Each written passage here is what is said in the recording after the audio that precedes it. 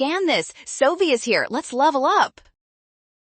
Marginal product questions get easy when you connect slope and curvature. So watch this quick breakdown and lock in what total product must do. Marginal product is the extra output from one more unit of input, so it tells you the slope of the total product curve at each point.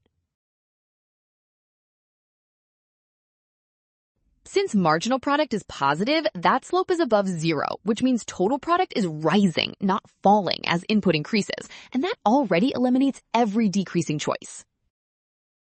Because marginal product is increasing, the slope gets steeper over time, so total product increases at an increasing rate, landing on option B.